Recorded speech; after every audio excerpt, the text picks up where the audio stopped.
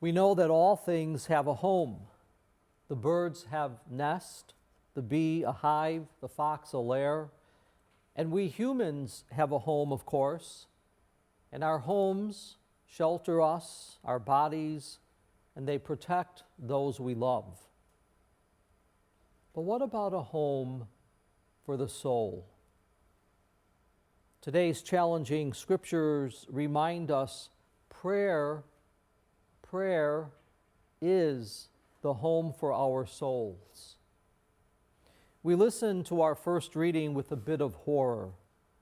A mother is forced to choose between sacrificing her children and meeting the imperial demands.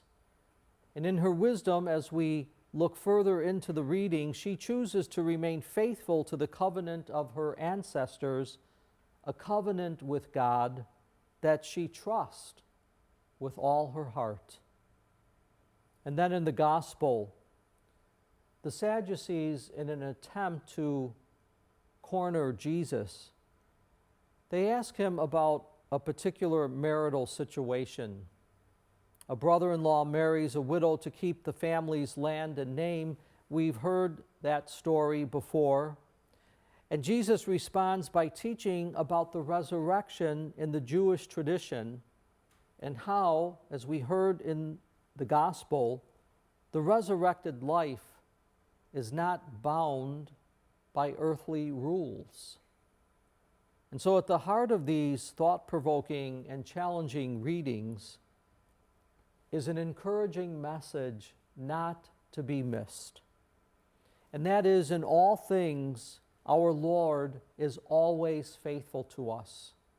In all things, our Lord is always faithful to us, in our present life on earth and in a resurrected life.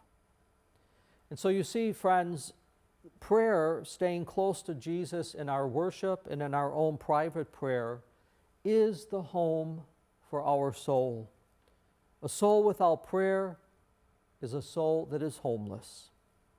And so we're invited to this house of prayer despite our questions, our doubts at times, our fears.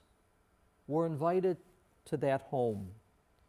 But with prayer, we can then move on, a little more at peace with ourselves, with our world, and with a better grasp on our lives and any of those struggles or sufferings that we may face. And so I want to suggest today that our prayer be the prayer of Paul in our second reading. And that is, may the Lord direct our hearts to the love of God and the endurance of Christ.